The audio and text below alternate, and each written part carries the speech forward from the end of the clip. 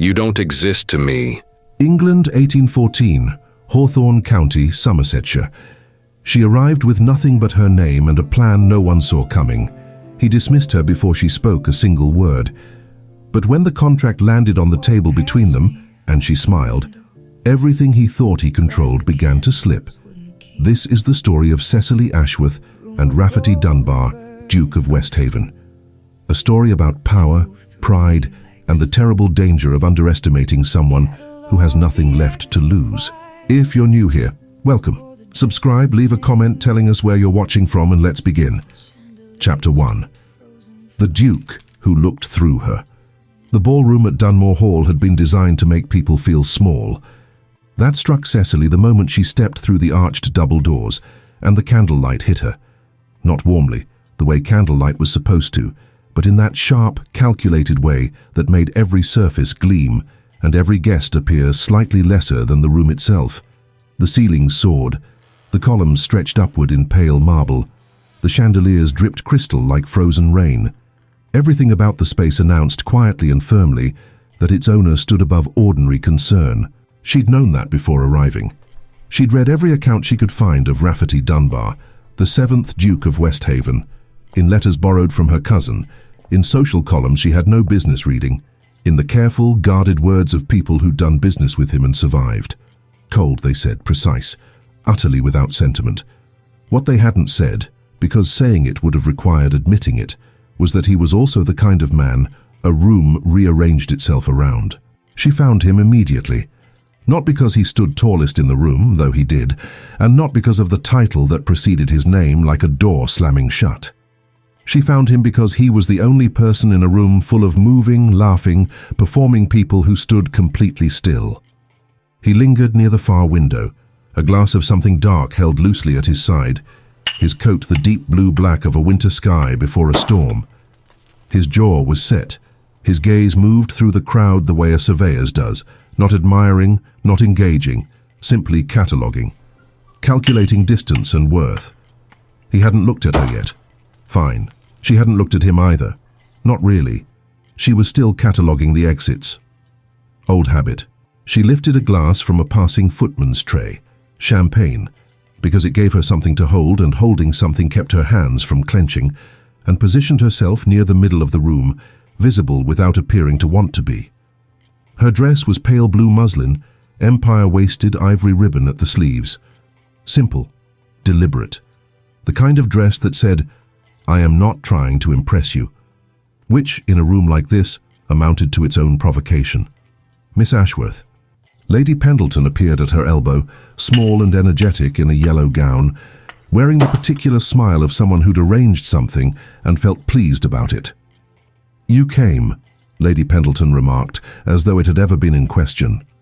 "I said I would," Cecily replied. "Yes, but people say many things." Lady Pendleton's gaze swept the room and settled inevitably on the Duke. "He's already noticed you're here." Cecily kept her expression still. "Has he?" "Don't look, not yet." A pause. "He pretends he hasn't. That's how you know he has." Cecily drew a slow sip of champagne and didn't look. The evening moved the way these evenings always did. Introductions that meant nothing. Conversations that circled the same safe topics. The careful choreography of people who had too much to lose to say anything honest. She smiled when smiling was required. She asked questions designed to make others feel interesting. She laughed at the right moments. And she waited. Nearly an hour passed before Rafferty Dunbar crossed the room in her direction. He didn't move toward her specifically.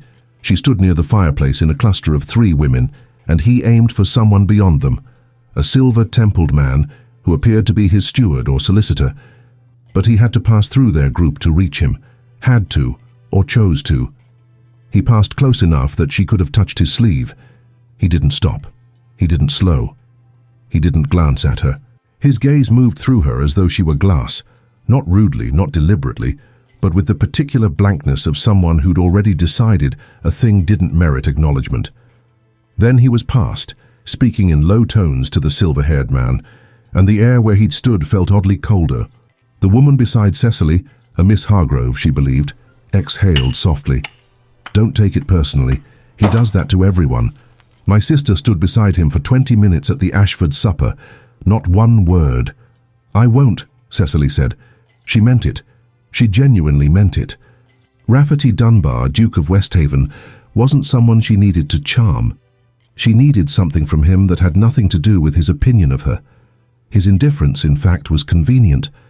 People who dismissed you never noticed what you were doing until it was already done. She set her champagne on the mantelpiece, turned toward the window, and for the first time all evening, let herself actually look at him.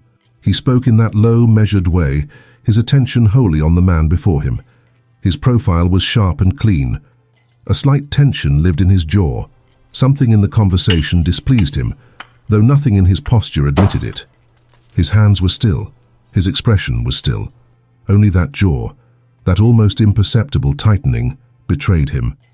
He is not, she thought, going to make this easy. She hadn't expected easy. Easy was for people with better options. She picked up her champagne and turned back to the room, already planning her next move. But the thought that stayed, the one she filed away without examining, was this: that he held his glass the way men hold things they've forgotten they're holding, as if some part of him was elsewhere entirely, somewhere quieter, somewhere he'd rather be. She'd remember that later. She didn't know why yet. Chapter 2. The letter that should not have existed. 3 days after the ball, a letter arrived at the modest townhouse on Briar Street, where Cecily stayed with her aunt. It wasn't from the Duke. It came, in fact, from his solicitor, a Mr. Aldous Crane, written in the clipped, impersonal language of someone accustomed to delivering bad news, without appearing to take responsibility for it. 4 brief paragraphs informed Miss Cecily Ashworth that the matter she'd submitted for the Duke's consideration had been reviewed, that His Grace had determined the arrangement in question unsuitable to his interests, and that he wished her well in pursuing other avenues. She read it twice. Then she folded it carefully, set it on the writing table beside the window, and watched the rain for approximately 3 minutes. Outside, water ran in thin silver lines down the glass. A coal cart groaned past on the street below, its iron wheels cutting through the wet stone. The fire in the grate had burned low. She'd forgotten to tend it, and the room carried a chill along the baseboards, the kind that crept upward no matter how many shawls you layered. The letter sat beside the inkwell, its seal broken, its message perfectly clear. Her aunt appeared in the doorway, holding a shawl she'd already decided Cecily needed. Bad news. Inconvenient news, Cecily said. There's a difference. Her aunt didn't press. She'd learned, over the years, that pressing Cecily was about as useful as pressing a wall. She draped the shawl over Cecily's shoulders anyway, patted it twice, and withdrew. The matter was this. 6 months ago, Cecily's father had died. He'd not been, by any generous measure, a careful man, not with money, not with agreements, not with the rather significant debt he'd accumulated quietly over his final years against property that had belonged to her mother's family. The estate in question, a small but serviceable house and its surrounding land in Somersetshire, had served as collateral on a loan. The loan went unpaid. The estate passed to the creditor. The creditor was Rafferty Dunbar. Not directly. He hadn't dealt with her father himself. It had wound through a network of financial arrangements too tangled to follow without a solicitor of your own, which Cecily didn't have. But ownership traced back to him. His name sat at the top of the documents the way a mountain sits at the top of a valley, unmoved, unmovable, unconcerned. She didn't want the estate back. She wasn't sentimental about it. Her father hadn't been the kind of man who made you sentimental about the places he'd occupied. What she wanted was the deed to a small adjoining parcel, barely 3 acres, most of it woodland, that had been her mother's specifically, left to Cecily by name in a letter that predated the debt arrangement. The letter wasn't technically a legal document, but it was something. She'd written to Mr. Crane 6 weeks ago. She'd been careful. She'd been precise. She hadn't asked for anything unreasonable. The Duke had said no, or rather the Duke had said nothing and sent his solicitor to say no for him, which was, she suspected, how Rafferty Dunbar preferred to handle people who didn't meet his threshold for acknowledgement. She picked up the letter again. His Grace has determined the arrangement is not suitable to his interests. Set it back down. Then she reached for a blank piece of paper and began to write. Not to Mr. Crane, not to the Duke, to herself. A list. The kind she'd learned to make in the 2 years since her mother died, when it became clear that no one else would manage their family's affairs. Certainly not her father, certainly not her brother who'd gone to the continent and sent cheerful, useless letters from places she couldn't afford to visit.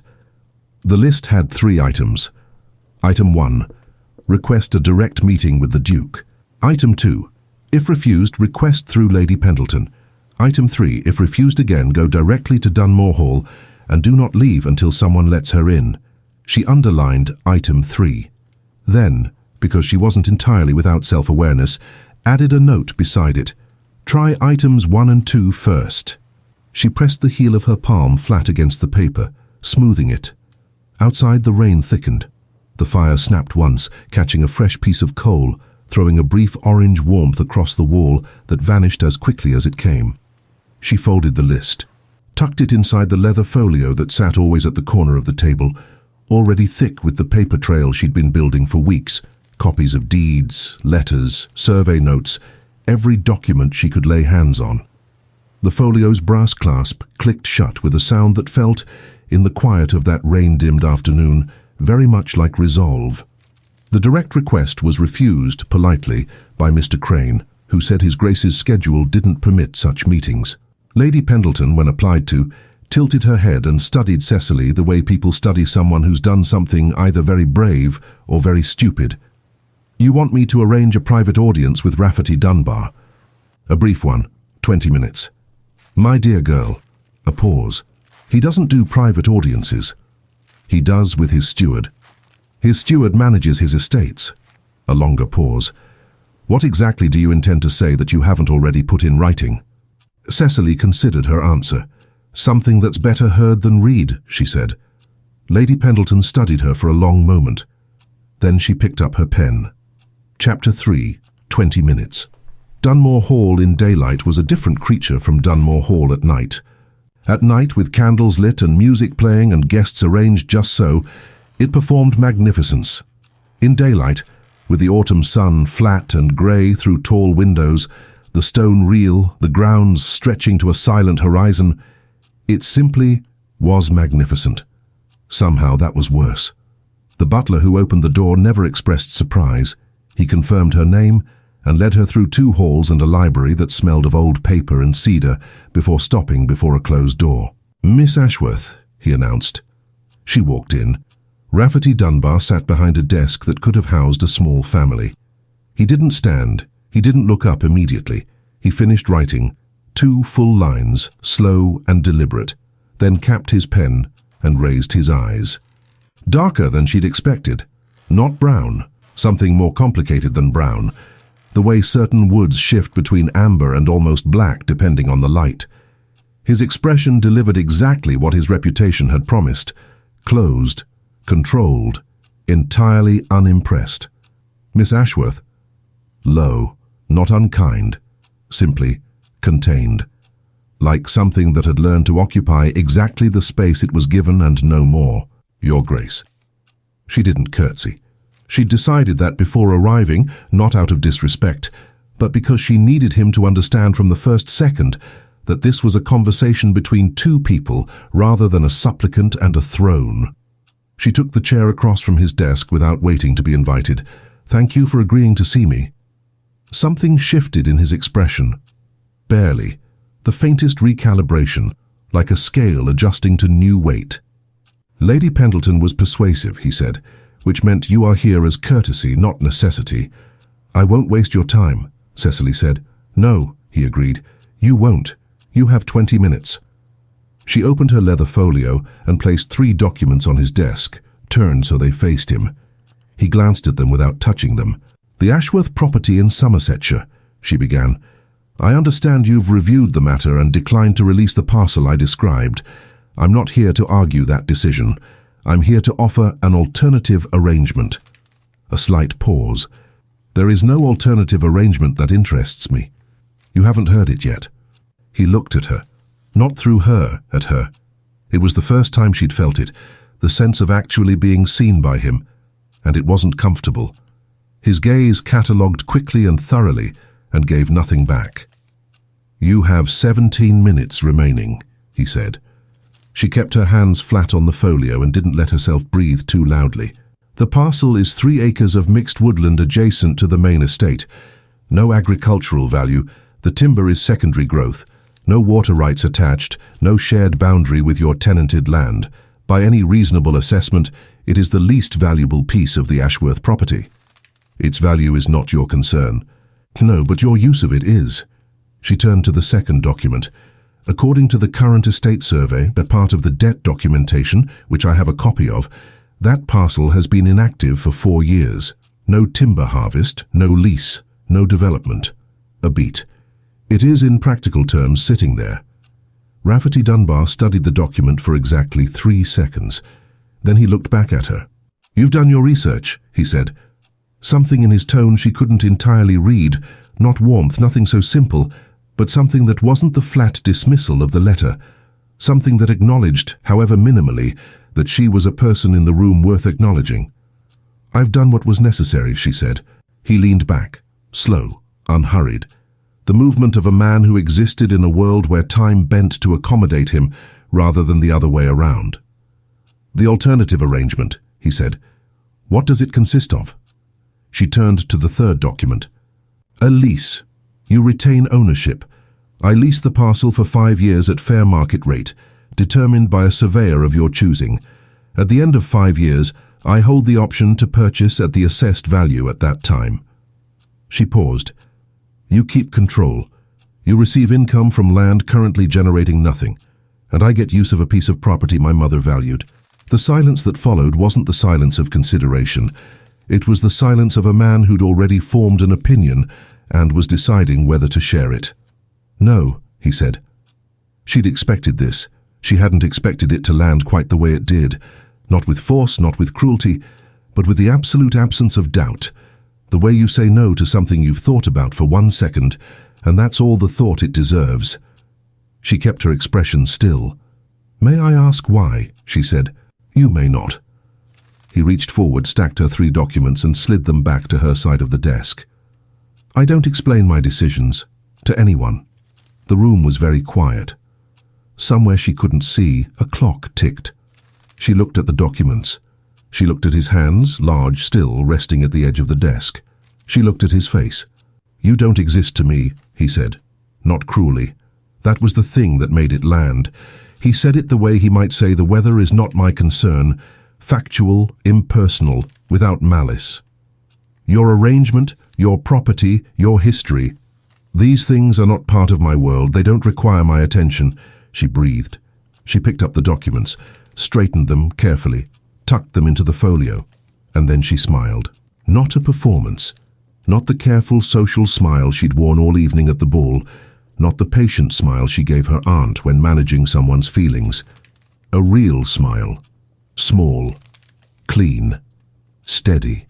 She reached into the folio and removed a 4th document, one she hadn't shown him yet. She set it on the desk between them. "Then you won't mind signing this," she said. Chapter 4. The Contract. He looked at the document.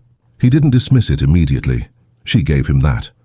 His gaze moved over the first paragraph with the same careful stillness he applied to everything, and Cecily watched his face with the attention of someone who'd learned that what people work hardest not to show is always what matters most.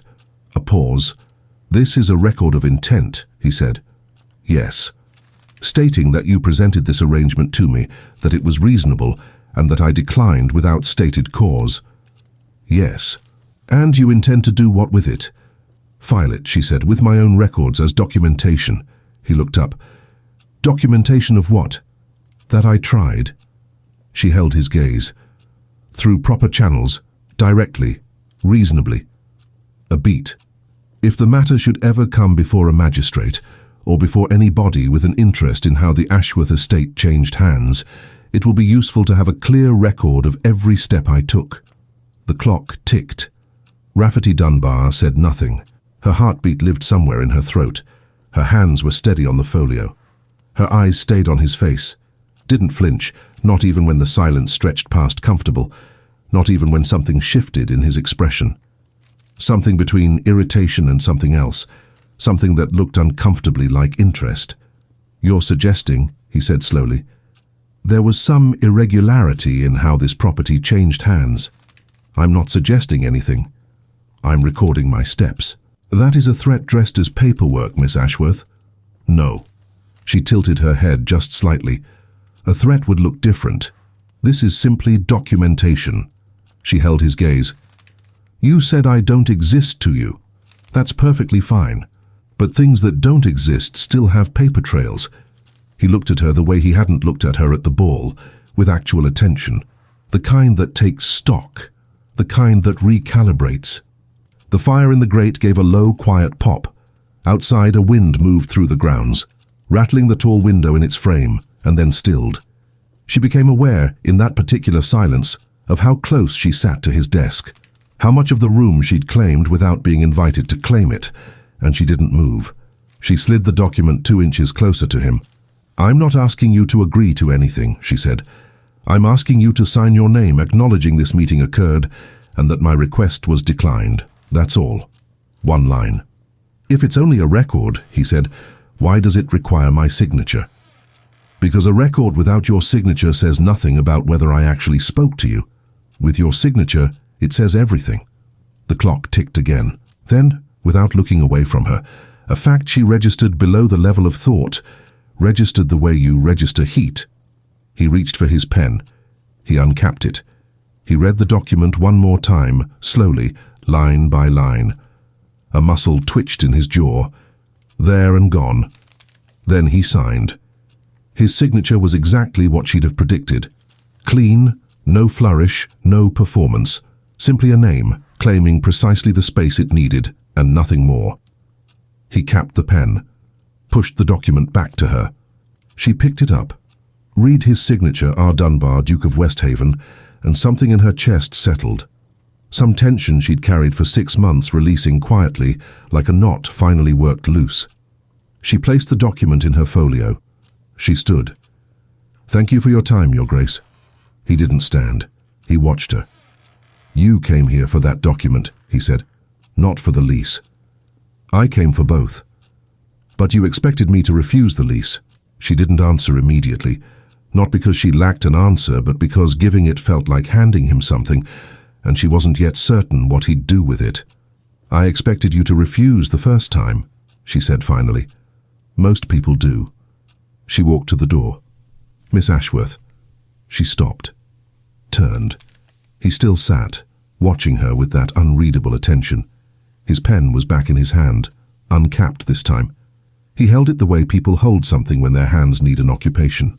"The lease document," he said. "Leave it." She went still. "I will have Crane review it. If the terms are reasonable, I will consider it." Her heart struck a single sharp beat against her ribs. She reached into the folio, removed the second copy she'd prepared, because she'd prepared 2 of everything always, walked back to the desk and set it down. She didn't smile. "Not this time." "Thank you," she said, and she left. Chapter 5. What the house knew. She came back 3 weeks later. Not because she'd been summoned, though she was eventually by a letter from Crane that ran slightly warmer than his previous correspondence, which she chose to interpret as progress. She came back because it was autumn, and the woodland parcel was at its most visible in autumn, copper and amber glowing through the gaps in the stone wall along the eastern boundary of the estate. And she'd stood at that wall twice in the past 2 weeks without permission, because the land didn't know it didn't belong to her yet. Both times, no one had stopped her. On the 3rd visit, a man stood at the wall before her, not a groundskeeper. The groundskeeper she'd spoken to briefly on her first visit had worn a worn wool coat and an expression of mild bewilderment. This man wore a navy coat she recognized, his hands clasped behind his back, his gaze turned out over the woodland with the same flat, assessing quality she'd seen him turn on a ballroom full of people. Cecily stopped walking. Her boots made the slightest crunch on dry grass before she stilled them. 10 feet. He'd heard her. "Miss Ashworth," he said without turning. Her pulse did something she refused to acknowledge. "Your Grace." She covered the remaining distance to the wall and stopped beside him. Not too close. Appropriate distance. She faced the same direction, the woodland, the old oaks, the late afternoon light coming through at an angle that turned everything to amber. "Crane tells me you know the boundary lines of this parcel better than the survey documents do," he said.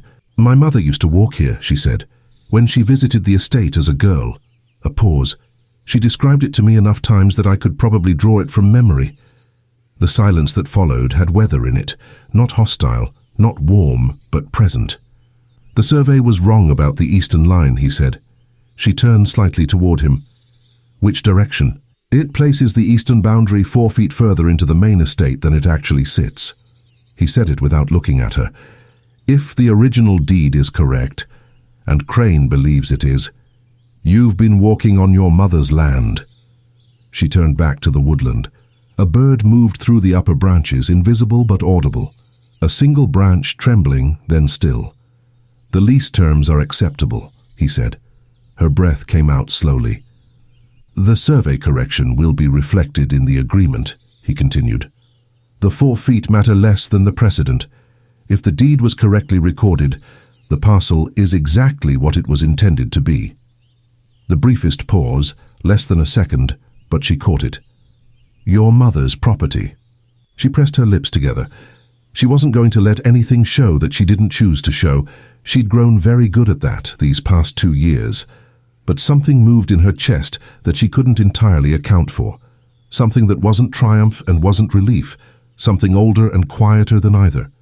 "Why?" she asked. He turned his head. The first time he'd turned toward her first, not in response but in his own time, on his own decision. The autumn light caught the line of his jaw, the dark eyes that gave nothing away, and yet, in the very act of being directed at her, gave something. "Why what?" he said. "Why does it matter to you? What my mother intended?" She held his gaze. "You said I didn't exist to you." He looked at her for a long moment. "I said the wrong thing," he said. 4 words, simple, delivered without the elaborate architecture of apology, just the plain statement, offered and left, like a stone set down on a wall. She hadn't expected that. She'd prepared for resistance, for continued indifference, for the various forms of dismissal a man of his position could deploy without effort. She hadn't prepared for 4 honest words in that low, even voice, delivered into the autumn air between them. "The arrangement," she started, because practical was easier. "Crane has the amended document. Sign at his office at your convenience." A pause. "Or here, if you prefer." "Here. I'll have Crane bring it tomorrow morning." His gaze returned to the woodland. "If you're going to lease the land, it seems reasonable to sign for it while standing on it." The light failed. The amber deepened toward red. The oaks went dark against the sky, and the air carried cold stone and dead leaves and something else, something she'd associated her whole life with the particular texture of autumn in Somersetshire. "All right," she said. They stood in silence, not the silence of 2 strangers, or not entirely. Something different. Something that hadn't existed 3 weeks ago. "Your mother," he said. "Did she—" He stopped. She waited. "Did she speak of it often?" he said. "The land." "Every autumn," Cecily said. "Without fail." She paused. She said it was the only place she ever felt entirely herself. He said nothing. She didn't add more. When she left 10 minutes later and walked back across the field toward the road, she remained aware of him at the wall, aware the way you're aware of something you can't see, that you can only feel, a warmth or a weight in the air that suggests presence. She didn't look back. She almost did. Chapter 6. What doesn't exist. She signed the lease the next morning. Crane arrived punctually, efficient and slightly warmer than his letters had suggested, a man who'd been told to make this go smoothly and had decided to mean it.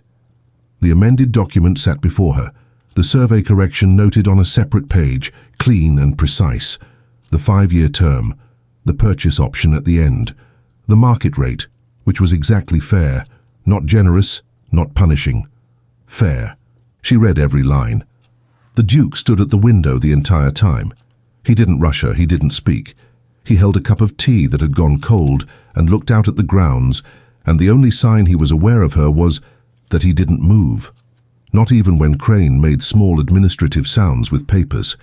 He was very still, with the particular stillness of someone paying attention and choosing not to show it. She picked up the pen.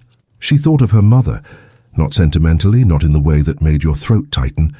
She thought of her the way she always thought of her lately, as evidence. Proof that a woman could know exactly who she was in a piece of land and a particular quality of light, and the way autumn smelled in Somersetshire, and that this knowing was worth something, worth a fight, worth a 6-month paper trail, worth walking into a room designed to make you feel small and refusing to feel small in it, worth facing a man who'd said, without cruelty but without any softness, that she didn't exist. She signed, Cecily Ashworth, strange on the line beside his, R. Dunbar, Duke of Westhaven, the two names together on the same document, claiming the same piece of ground from two different directions. Crane gathered the papers with quiet efficiency and left. The door closed. She was alone with him. It wasn't the first time. It was somehow different from the first time. The air in the room had shifted, the way it shifts after something's been decided. Less pressure in it, but also less to hide behind. She capped the pen. You should know, she said, that I will make use of it. He turned from the window. I'd expect nothing less. I intend to plant it. She set the pen down. The timber is secondary growth, which means it was cleared before, which means the soil is recoverable. In 3 years with the right management. She stopped because he was looking at her with that attention again, the real kind, the kind that had shifted over the past 3 weeks into something that still had no name she was prepared to apply to it. That's more detail than you need, she said. No, he said. Go on. She looked at him. The morning light sat behind him, leaving his face partly in shadow and partly clear. The strong jaw, the dark eyes, and in them something she'd been quietly watching since the day she'd walked into this room with 3 documents and said, you haven't heard it yet. Something that had been entirely absent at the ball, absent in the silence and the letter and the dismissal, and had appeared slowly, the way words appear on a page that's been held too long in the dark and then brought into light. It's 3 acres, she said. My mother's handwriting in the letter she left described exactly what she'd plant if she could. Oak, primarily. Some ash along the northern edge where the drainage is better. She paused. She never got to do it. He was quiet for a moment. She sounds, he said slowly, like someone who thought ahead. Something moved in her chest. She did, she said. Mostly for other people. Another silence. The clock ticked. A horse's hooves crossed the gravel outside, unhurried.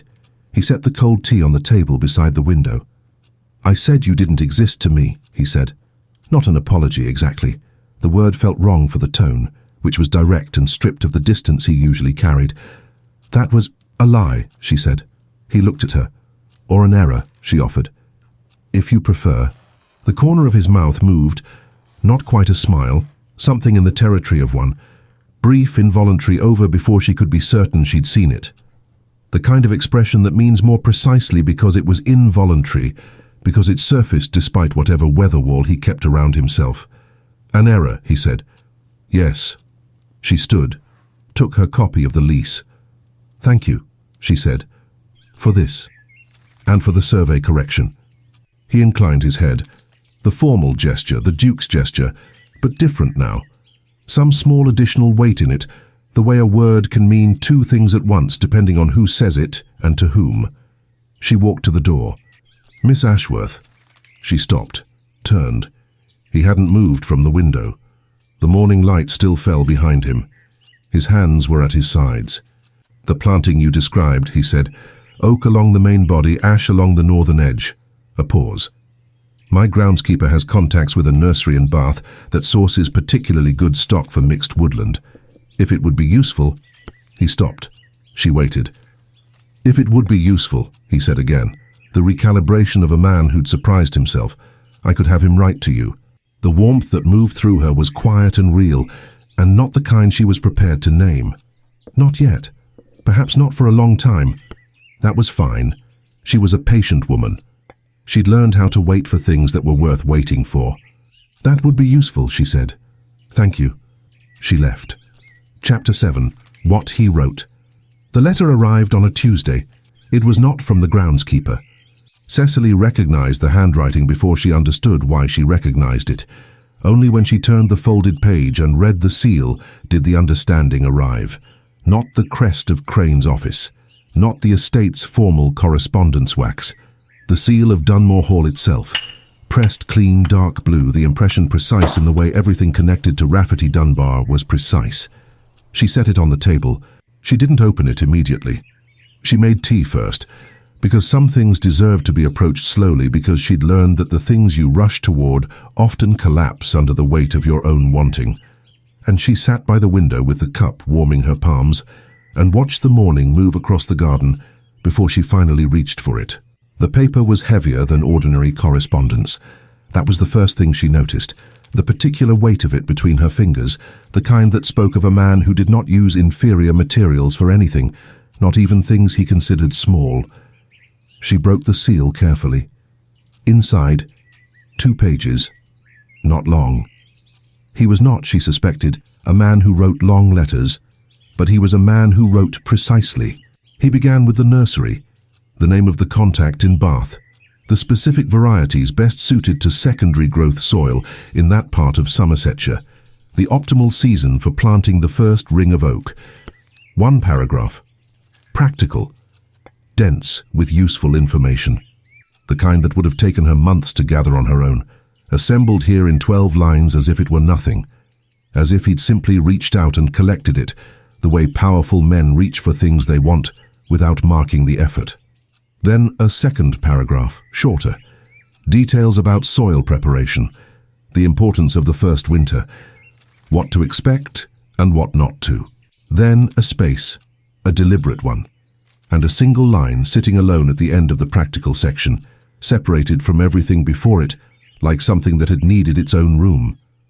I find I am accustomed to deciding what exists and what does not. I have been wrong before, though rarely so efficiently corrected. She read it twice, then a 3rd time. She set the letter face down on the table, picked up her tea and looked out at the garden for a long time.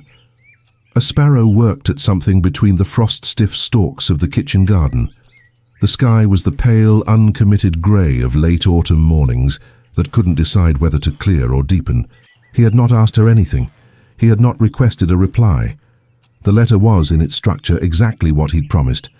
Information about a nursery, passed along as promised, a clean discharge of the offer he'd made. But the line at the end sat apart from the rest, like something written and then not crossed out. And that, she knew, told her considerably more than the words themselves. She picked it up again, rarely so efficiently corrected. She thought of how he'd said it, the corner of his mouth, that involuntary movement, the way his jaw had been set at the ball, and the way it had been different at the wall, and the way it had been different again in the study that morning with the cold tea and the pen in his hand. She wrote back that afternoon, brief. She thanked him for the nursery contact. She noted that the varieties he'd recommended matched her mother's notes almost exactly. She'd checked twice, which she found, and here she chose the word carefully, reassuring. She did not address the single line directly. She almost did. She folded the letter, sealed it, and gave it to her aunt's boy to post before she could change her mind. Then she sat at the writing table and looked at the garden a while longer, and she thought about how strange it was, how entirely, quietly strange, that of all the things she'd set out to accomplish 6 months ago, when her father died and the estate slipped away, and she began, methodically, to fight for 3 acres her mother had described every autumn for as long as Cecily could remember. Of all of it, the part she hadn't planned for was this, not the lease, not the survey correction, not the document with his name beside hers on the same line. The part she hadn't planned for was a single sentence that had been written and not crossed out. She pressed her palm flat against the blotter. The ink was dry. Outside, the sparrow was gone. The garden held its stillness. She thought about what she would plant first. She thought about her mother's narrow, careful handwriting, full of plans for things she'd known she might not see. She thought that perhaps some of those plans had a longer reach than even her mother had known. Chapter 8. The language of not yet. His reply came 4 days later.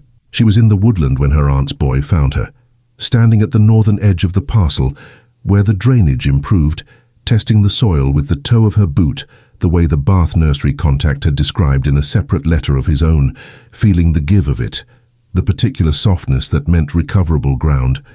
Her boots were muddy to the ankle. Her coat was the practical brown one, not the good one. She had a folded survey map in her coat pocket and ink on her left hand from where she'd been marking measurements that morning. She was, in other words, the precise opposite of the woman who had walked into Dunbar Hall with a leather folio and a carefully chosen pale blue dress. She didn't think about that until the boy handed her the letter, and she looked down at her ink-stained hand and then at the Dunbar Hall seal, and something that might have been amusement moved through her, brief, quiet, entirely her own. She waited until she reached the stone wall at the eastern boundary before she opened it. He had written longer this time. Not much longer. He was not, she was beginning to understand, a man who expanded naturally into space. He occupied what was necessary and stopped. But this letter was 3 paragraphs rather than 2, and the handwriting was the same clean, unhurried script. And the first paragraph addressed her note with a directness that she'd come to recognize as simply how he communicated. Absent of the social padding most men of his position layered over every exchange. The varieties your mother noted were sound choices for that elevation. The ash along the northern edge is particularly wise. Ash roots don't compete the way oak does. They will hold the drainage line without crowding. You should plant the ash first. She read that paragraph twice, not for the information which she'd already arrived at herself, but for the particular quality of your mother noted, as though her mother was simply a person whose judgment he respected, as though she existed in his world the same way any competent person existed, simply without ceremony. The second paragraph was about timing, early spring after the last frost, before the oak set its roots too shallow. He described the sequence with the specificity of someone who had, she realized, actually gone and looked at the parcel himself. Not the survey, the land. She looked up from the letter. The woodland was before her, copper almost gone now, the oaks settling into the bone grey of their winter shapes, the sky above them the kind of pale that held no colour and yet wasn't colourless, the sky of late November in England, which was its own particular thing, specific and irreplaceable and not like any other sky anywhere. Her mother had said that once. There is no sky like a November sky in Somersetshire. Everything else is an imitation. She looked back at the letter. The third paragraph was the short one. You asked in your previous letter if the nursery contact would be available before the planting season. He will. I've written to introduce you. He expects your correspondence. A pause in the text, not structural, just a line break before the final sentence, the kind that carried its own weight. Should you find occasion to walk the parcel before spring, the eastern wall is best approached from the lower path. The gate there has been unlocked. She read it again. The gate there has been unlocked. Not you are welcome to visit. Not an invitation in the language of invitations, not the elaborate social architecture of a request or an offer. Simply, a gate is unlocked, a fact. Offered quietly, in the way he offered most things now, with the particular care of a man who had decided, without announcing the decision, to leave doors open. Her hand held the letter still against the wind, which had picked up along the wall and smelled of cold soil and coming rain. She thought about what it meant to leave a gate unlocked. She thought about the way he'd stood at this same wall 3 weeks ago without telling anyone he'd be there, without explaining himself, simply present. The way certain things are simply present when they've decided to be, without making a production of it. She folded the letter. She looked at the gate in the eastern wall, the old iron one half hidden by ivy, that she'd noticed on her first visit and assumed latched. She walked to it. She pressed the latch. It swung open without resistance, smooth, recently oiled. She stood in the opening for a moment, 1 foot on either side of the boundary, the woodland before her and the open field behind her, and the pale November sky above both. She thought, I am a patient woman. I have learned how to wait for things that are worth waiting for. She thought, but some things you don't have to wait for. Some things simply open. She stepped through. The woodland received her the way it always had, without ceremony, without judgment, with the particular indifference of old trees that have witnessed enough seasons to find nothing remarkable about one more person walking into their shade. The ground was soft beneath her boots. A branch moved overhead, shedding the last of its leaves in a slow, unhurried spiral.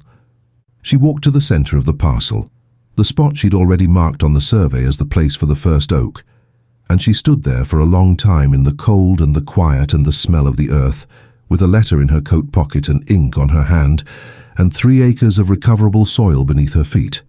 She thought about her mother's handwriting, narrow and careful and full of plans. She thought about a man who left gates unlocked and didn't explain why.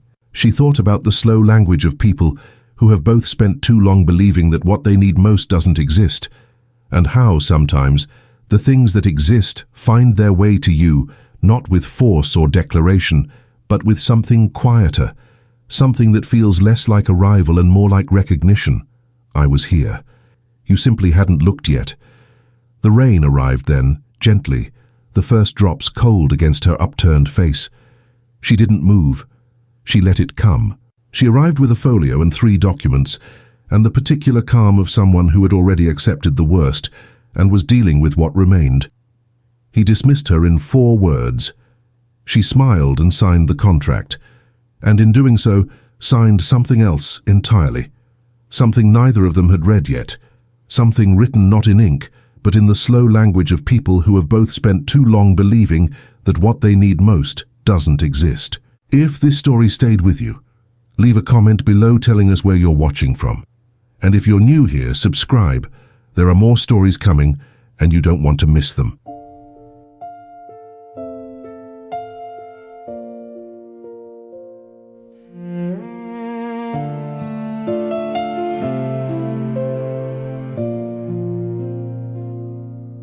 You walk past me like a window, like glass the candles wouldn't keep. A room of gold and burning crystal, and you move through me like sleep. I cataloged the exits quietly and wore the dress that made no claim, while chandeliers dripped frozen fire and no one called my name. You said I didn't exist, but the parchment knew my name.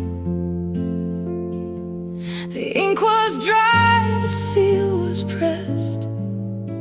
The autumn heard my claim. You said I didn't exist, but I built the road to you. From every door you closed against me, and everything I knew. Tell me, does the stone wall know the difference between a woman and a ghost? Because I stood there in the copper light, and I felt it. I felt it most.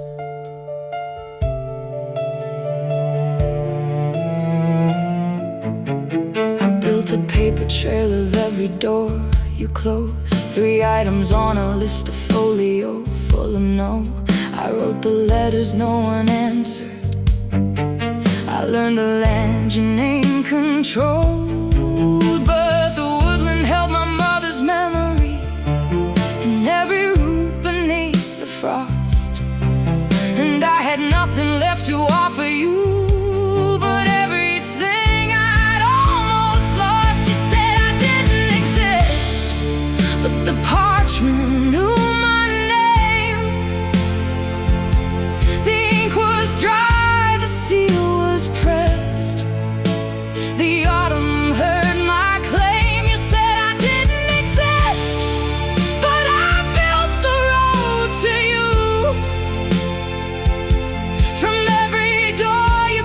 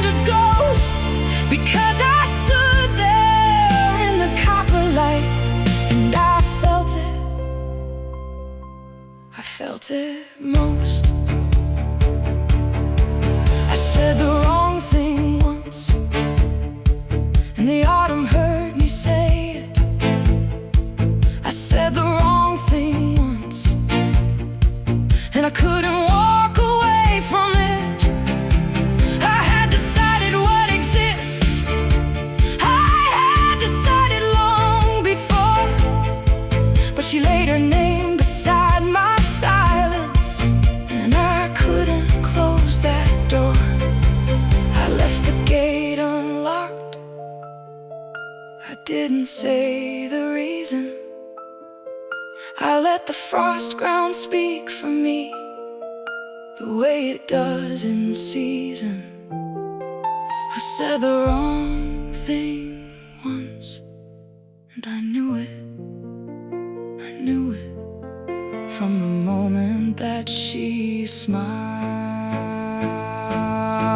The gate was never locked, it was waiting for the patient ones who build their roads from paper trails and walk toward morning suns. The gate was never locked, it was waiting, it was always there for the ones who don't give up on 3 acres and the name their mothers left in prayer. Tell me, does a stone wall know the difference between a woman and a ghost? She stepped across the boundary slowly, and that was when it mattered most. You exist to me, you exist to me, you exist to me.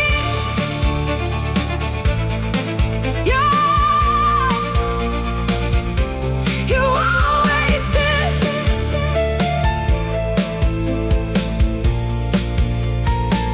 You always did.